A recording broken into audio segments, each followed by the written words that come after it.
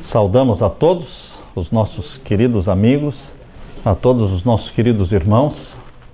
Aqui estamos para mais um culto de adoração a Deus. Louvado seja Deus porque você está aqui, e invocamos também a presença do Espírito Santo conosco. Antes vamos orar ao nosso Deus. Vamos fechar os olhos. Pai querido que estás nos céus, nós estamos na tua presença para te adorar. Invocamos que o Espírito Santo seja derramado sobre nós.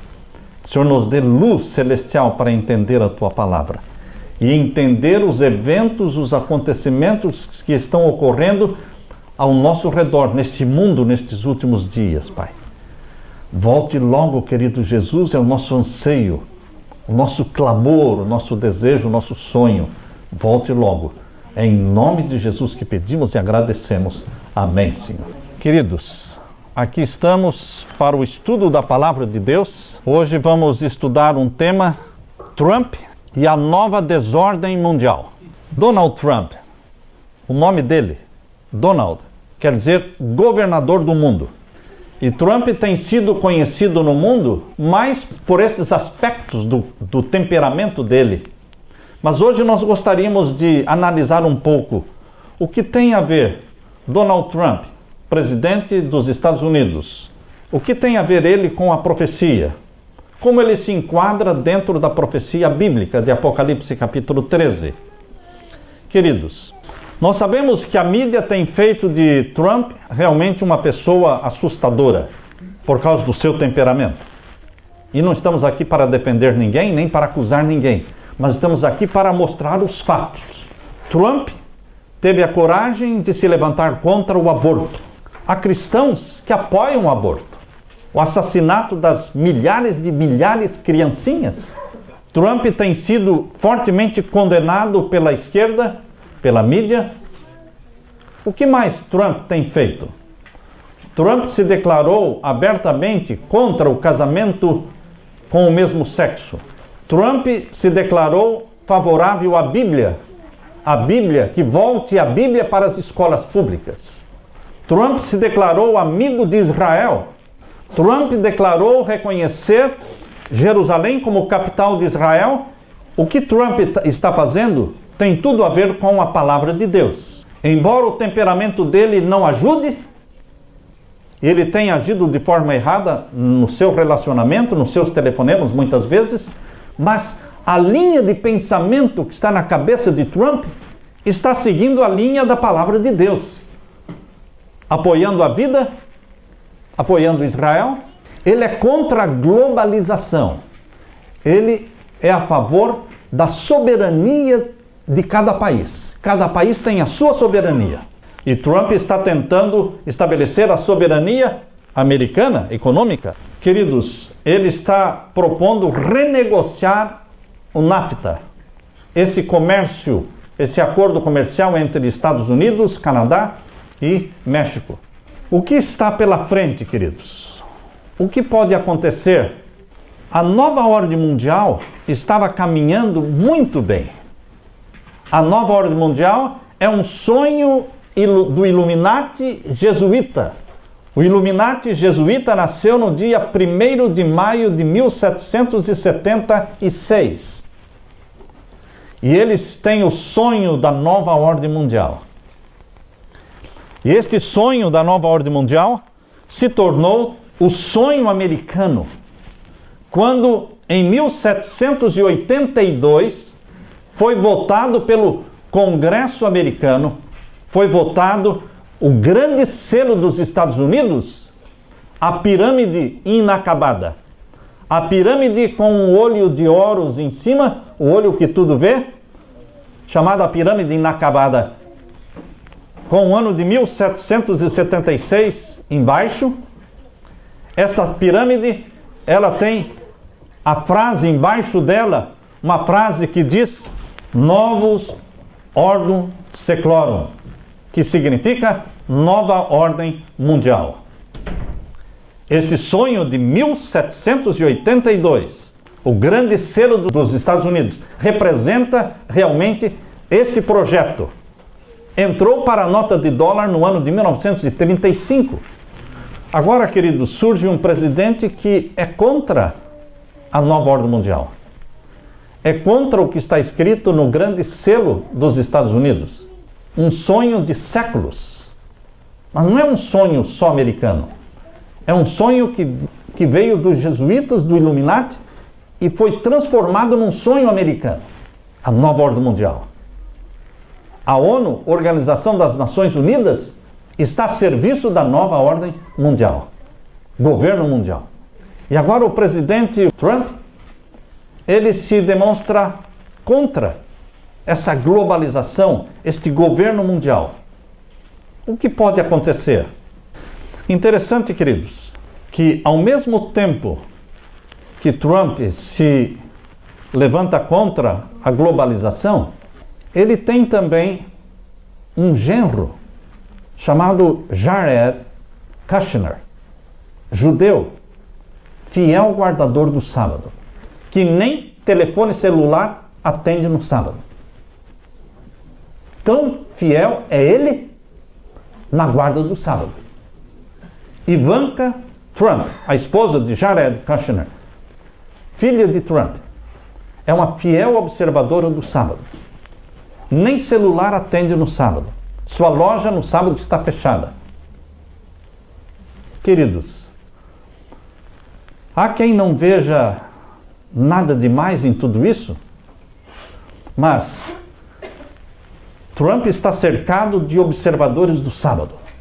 O sábado está sendo exaltado no mundo todo, através do governo Trump. Ele não guarda o sábado, mas o seu conselheiro e genro guarda, a filha guarda. O capelão do Senado americano é um pastor adventista do sétimo dia, Barry Black. Eu quero chamar a atenção de vocês para o filme que foi lançado por Mel Gibson. Em português o título é Até o Último Homem. Até o Último Homem. Queridos, este filme, feito por um católico, Mel Gibson, ele já fez o Passion of Christ, Paixão de Cristo, e agora fez este filme. Quem é que atuou na mente deste homem, Mel Gibson, para que em meio a milhares de opções, ele escolhesse a história de um jovem adventista do sétimo dia para fazer este filme de 2h30, que está se tornando um dos principais filmes no mundo.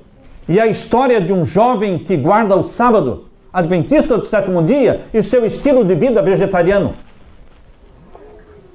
Eu estou vendo, meus queridos irmãos, que Deus está, de uma forma poderosa, colocando diante do mundo o destaque e a ênfase do sábado bíblico, o dia do Senhor, o sétimo dia da semana. Seja através da família Trump, seja através de Ben Carson, seja através do pastor adventista capelão do Senado americano, pastor Barry Black, seja através de Mel Gibson e o seu filme Até o Último Homem. Uma coisa está sendo exaltada no mundo: o sábado do Senhor Deus, Criador dos céus e da terra. Me parece, queridos, que antes que ocorra o decreto dominical, me parece que antes que o decreto dominical seja imposto forçosamente para que o mundo todo santifique o domingo no lugar do sábado, me parece que Deus está exaltando o sábado para que fique conhecido no mundo todo, para que todos possam fazer uma decisão inteligente e consciente a favor do dia do Senhor, para que ninguém fique na ignorância sobre qual é o santo dia do Senhor. Eu convido você para que abra a sua Bíblia, neste momento, em Apocalipse capítulo 13. O cenário profético de Apocalipse capítulo 13, irmãos. Esse cenário profético nos deixa extasiantes, nos deixa admirados, porque o cenário profético de Apocalipse 13 é um cenário não do primeiro século. A nossa mente não está sendo chamada para o primeiro século, quando o Apocalipse foi escrito no final do primeiro século, por João, na ilha de Patmos. Mas o cenário profético do capítulo 13 está apresentando, está pintando diante de você um quadro atual. Algo que está acontecendo em nossos dias. O capítulo 13 começa falando da besta que subiu do mar. Capítulo 13, verso 1, verso 2, fala que a besta que subiu do mar, ela representa o papado, o Vaticano. E aqui mencionam no capítulo 13 também uma outra besta, representando um outro poder, no capítulo 13, verso 11. A besta que subiu da terra, que tinha 2 chifres semelhantes aos de um cordeiro, mas não era um cordeiro, porque falava como dragão, e o dragão é Satanás. Um país que parece cordeiro, como os Estados Unidos da América do Norte, mas não é cordeiro. Fala como dragão, porque a maioria dos presidentes deste país, eles são e foram maçons, freemasons, adoradores do Deus da maçonaria. Abaddon, Baphomet. Queridos, nós não sabemos se Trump é maçom ou não, não sabemos. Pelo menos ele não fez o juramento em cima da Bíblia maçônica, olhando para o obelisco, como é o costume. Queridos, aqui diz que a besta subiu da terra, que nós entendemos como sendo os Estados Unidos da América do Norte, faria uma parceria muito íntima com a besta que subiu do mar, que é o papado, é o Vaticano. Estariam unidos nos últimos tempos para o domínio mundial. E essa união entre esses 2 poderes mundiais, o poder religioso e o poder político, poder militar mais forte do mundo, esta união está exatamente no verso 12, capítulo 13, verso 12, que diz assim: e exerce todo o poder da primeira besta. Ou seja, o mesmo poder e a mesma autoridade que o poder papal exerceu durante a Idade Média. Agora, no tempo do fim, quem exerce é os Estados Unidos da América do Norte. Por isso diz aqui, exerce todo o poder da primeira besta, na sua presença, ou seja, recebendo o aval, recebendo a aprovação, recebendo o apoio do Vaticano. E diz mais, e faz que a terra e os que nela habitam adorem a primeira besta. É uma profecia feita por Deus, declarando que os Estados Unidos da América do Norte, no tempo do fim, usaria sua força, seu poder, sua influência, seu exército, tudo, para que toda a terra adore ao poder papal, se submeta ao Vaticano. E isso vinha acontecendo literalmente nos governos anteriores. Mas, queridos, o relacionamento de Trump com o Papa está um pouco estremecido, por causa do muro que Trump pretende construir, separando o México e os Estados Unidos. E o Papa disse que quem é cristão não constrói muro, mas constrói pontes. E então, eles estão ainda estremecidos. Mas, um presidente, para ter sucesso como presidente dos Estados Unidos, ele tem que ser fiel à maçonaria. John Kennedy, que foi morto, não era maçom. Abraham Lincoln, que foi morto, não era maçom. Ronald Reagan, quando recebeu o atentado, o tiro, não era maçom, se tornou maçom depois. Para um presidente americano permanecer e ter sucesso, ele tem que sonhar com a nova ordem mundial. Ele tem que apoiar o grande selo dos Estados Unidos, que está na nota de dólar, a pirâmide inacabada. Essa pirâmide inacabada que só será completada quando for estabelecida a nova ordem mundial, colocando as 10 supernações, os 10 blocos econômicos do mundo, sob o poder do Vaticano.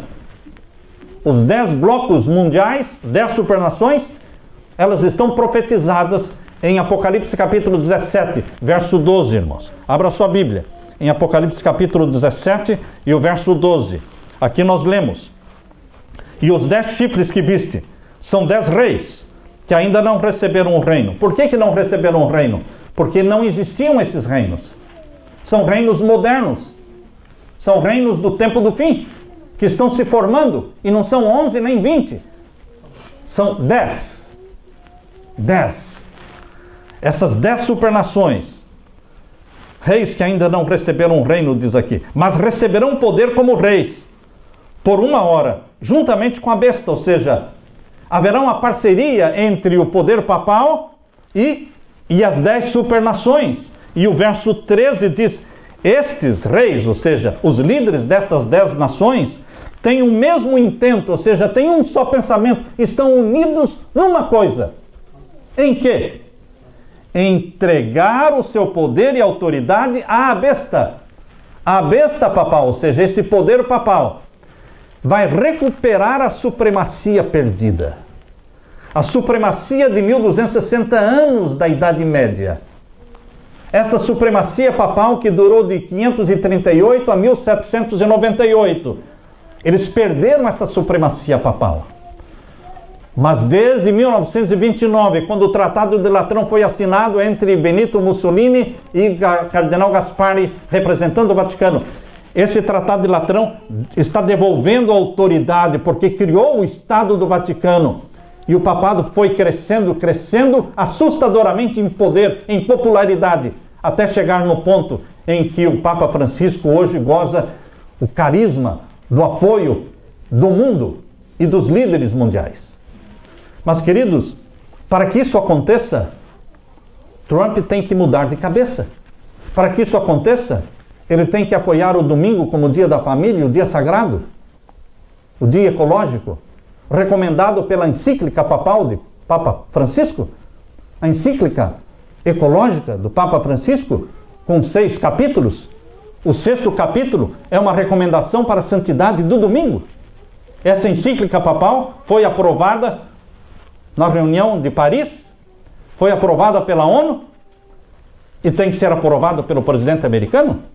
Alguma coisa tem que acontecer, porque até então Trump parece ser uma carta fora do baralho, uma peça que não se encaixa dentro da nova ordem mundial. Ou ele muda de cabeça, ou eles o tiram, ou eliminam. Quando John Kennedy decidiu romper com o acordo de pegar dinheiro somente do Federal Reserve Bank, irmãos. John Kennedy, 6 meses antes da morte dele, ele rompeu com o Federal Reserve Bank. Não mais pegaria dinheiro, dólar, com o Banco Central americano. Ele mesmo, através do governo americano, imprimiria o dinheiro deles. E imprimiu 4 bilhões e 200 milhões de dólares. Sem a frase Federal Reserve Note. Sem essa frase. 6 meses depois ele estava morto. Queridos, John Kennedy queria acabar com a CIA. CIA que foi fundada por Donovan, um cavaleiro malta, cavaleiro do Vaticano, Donovan. A CIA foi fundada por um cavaleiro do Vaticano, Donovan, a serviço do Vaticano. Por isso ele foi morto por um agente da CIA. Quem mais teria interesse em matar o presidente John Kennedy? Um agente da CIA, porque ele estava tentando destruir e acabar com a CIA e romper com o Banco Central. Queridos, quando o presidente dos Estados Unidos não entra no esquema da nova ordem mundial, eles tentam tirá-lo do caminho. Será que Trump vai aprovar um decreto dominical contra a própria filha? Contra o genro? Você consegue enxergar isso? É difícil, não é? Provavelmente terão que mudar a cabeça dele ou tirá-lo do caminho. Nós não queremos desejar o mal para ninguém, queridos. Mas eu estou mostrando para vocês o cenário da profecia.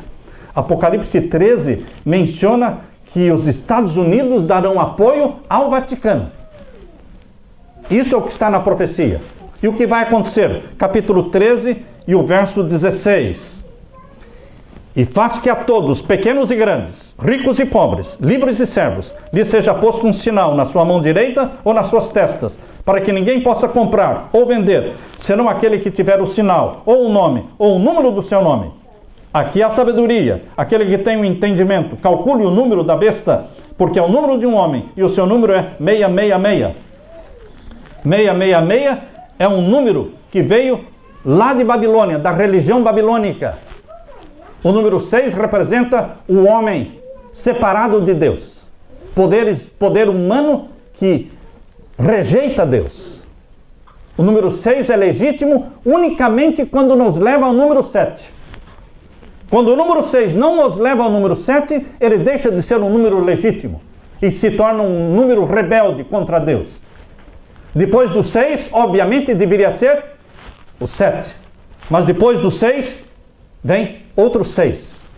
E depois vem outros 6. É uma tríplice rejeição de Deus, Criador dos céus e da terra. O poder religioso que se levanta na terra para instituir o domingo no lugar do sábado, leva este número de 666 pela rejeição de Deus como Criador dos céus e da terra.